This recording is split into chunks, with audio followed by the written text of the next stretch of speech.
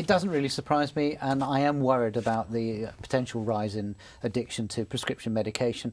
You look across the pond to America and they have mega problems. They now have more problems with prescription drugs than illegal drugs, and we're heading that way here. So it's good that they're going to actually start looking at it. These are drugs which are given to people for good reasons, but if you're not careful, then you can actually lead to a life of dependency and addiction, which really is not what we're aiming for.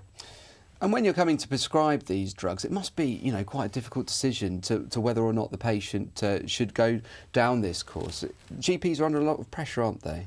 We are, and there's been a change in expectation. When I started as a GP, we had virtually nobody on strong painkillers for things like arthritis. Now we do.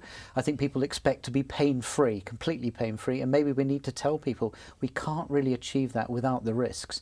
And maybe you have to accept some pain, and we'll try and get to a point where you can carry on working. There are other people, people with cancer and so on, who will need these strong painkillers, and you would not want to deny them that.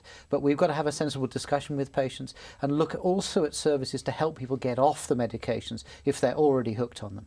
So at what point should patients come back to you to talk about this if they do feel that it's getting too much? I think the most important thing is don't stop your medication after this. You need to come back and talk to your doctor. I think if you're having concerns, if you're having to use the medication every single day, and if you don't take it, you start to feel unwell, perhaps go back and discuss with your doctor, because sometimes we do the opposite of what you might think, which is to reduce the dose, and that slowly takes away the dependency. And if you're running into real difficulties where you can't manage without, and maybe you're buying it illegally, then you really do need to talk to us, and we'll put you in the direction of services to help you quit.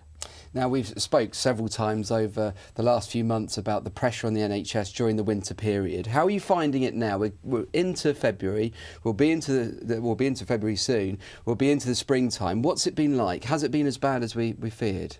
It's been a really mixed bag. When I left my practice, we still had some appointments this evening, which is a miracle. But we have seen a big rise in flu-like illnesses, respiratory illnesses. There's a cough which isn't a flu, just doing the rounds and hanging around for a long time.